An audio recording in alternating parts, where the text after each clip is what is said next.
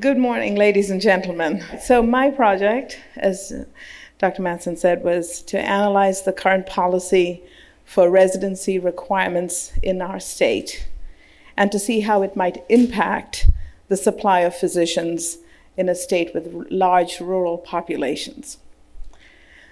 So I wanted to examine the current situation, which is an access to care issue in our state primarily. Since in our 100 counties, we have a term that I just recently learned called medical deserts. And medical deserts are defined as a county where there are no providers of care, of medical care, none at all. No nurse practitioners, PAs, or PCPs of any kind.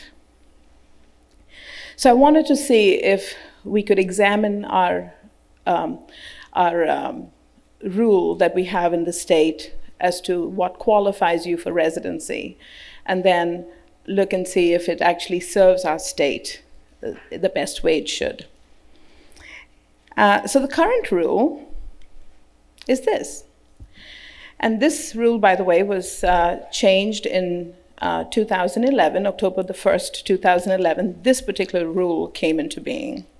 And that is, if applying on the basis of the USMLE, one must submit a transmit from the Federation of State Medical Boards showing a score on USMLE Step 1, both portions of Step 2 and Step 3, and proof that the applicant has passed each step within 3 attempts. The previous rule, however, was not didn't have the 3-attempt rule. It actually was you could pass it up to 6 times. You could take it up to 6 times to pass it, which was in keeping with the actual rule of the USMLE itself. So there are 15 states. Now, in 2011, when the board first adopted the 3-attempt rule, which I'm going to refer to as the 3-attempt rule, there were 24 states that had the rule. Currently, we have 15 states, so we've had a few that dropped off. And these are the 15 states that have the 3-attempt rule. There's no rhyme or reason for the 3-attempt rule. Each state has its own preference. DO graduates have similar rules in some instances, and in some instances they do not, and I will show you that in just a few minutes. And you can see that it's several permutations and combinations of the attempts of rule, the attempts in their rules. Okay, so what the rules mean to this nation of patients. So last year, the Association of American Medical Colleges found that our country will face a very large shortage and a burgeoning shortage. In 2034, we will have several thousands of physician deficiencies, both in primary care specialties and in surgical specialties and other medical specialties.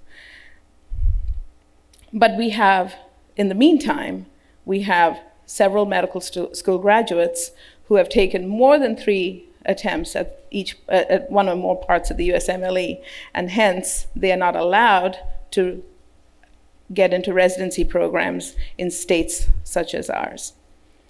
So this is the shortage. In 2033, you'll have somewhere between 54,000 and 139,000 physicians shortage. And of course, we do know that pandemics are possible in our lifetime. And we see what happened during the pandemic, where we had doctors being given temporary licenses in different states to go and help people. And we have also, we have graduates who are investing $250,000 or more in their medical school education, which they have to pay back, and they don't have an ability to practice medicine. Okay, so here, this is an important slide, though it's busy and it's small. so please excuse me. But this was just designed to show you the green are the states that have no limits. The yellow refers to the states that have three attempt limits. And the middle column is the USMLE and the medical school graduates. The right column refers to COMLEX, which is what the DOs take. And you'll see there are more green on the right column than the middle column. And again, this is all 50 states and Puerto Rico, which is interesting. I thought just an observation. Okay, let me see something. Okay, so here we are. In North Carolina in 1979, when you looked at the numbers of physicians in rural counties, in rural areas, and then metropolitan areas, there was a gap of 6.1 physicians per 10,000 population. And that number has grown. The gap has grown to, in 2018, we had a gap of 13.1 physicians per 10,000 population. These are our 100 counties. The gray is where I want you to focus, because that's where we don't have any doctors or any providers of care. And in two counties, Gates and Camden, which are counties that are close to the Virginia line, residents there, and those are counties that have about 10,000 population or a little bit more, they actually go to Virginia for care, because it's closer to go to Virginia for care than to go to a doctor or a medical practice anywhere else further south. This is the distribution of PAs, nurse practitioners, and doctors in the state. So this is data from 2017, and we see there are about 6,000 and change nurse practitioners. PAs had about, again, a little less, 6,000, but 6,600 of nurse practitioners, 6,000 in PAs, and doctors were 24,000 and change. But disproportionately, we have more of them, of any of these categories, in urban areas, and very few in rural areas. And interestingly enough, if you see, look at the physician data, total physicians per 10K, you'll see 3,000 in the rural areas and 21,000 in the urban areas, and so on and so forth, even with physician assistants. About 900 in rural, 5,000 in urban, and similarly nurse practitioners, 1,000 in rural, and 5,600 in urban. So large, disproportionate distribution. And if you look at the rate of growth of physicians and PAs and nurse practitioners, the rate of growth of physicians drags way down compared to the rate of growth of PAs and nurse practitioners. In 1979, only 22% of our physician workforce was represented by PAs and nurse practitioners. In 2018, that was more than 50%. And in rural areas, 62% of nurse practitioners and PAs made up the workforce. So we're not increasing. Physicians are not, the rate of growth of physicians are very stagnant, as you can see. And might I also add, the number of graduates of medical school have not increased either. That number has stayed pretty much the same. So my project involves sending out surveys to the medical board to find out why they had this rule change in 2011, and also to find out from residency directors if they changed the rule back to the old rule, which was you have up to 6 attempts per part, which is similar to the USMLE's rule. Would that be something that you would consider? Would you look at those residents? Would you look at those graduate medical students and accept them into your residency program? Because this slide shows you that out of the 150 primary care residency slots in 2021, this is match data from last year, of 150, only 139 slots were filled. And you do know residency directors like to have every seat filled because that means more money for their program from the feds. So, so we had 11 slots that were not filled last year, and we had several students, graduate medical students, who did not get residencies because of that rule. And then when I looked at retention of these doctors after they did residency, less than 50% of our resident graduates stayed in the state after 5 years.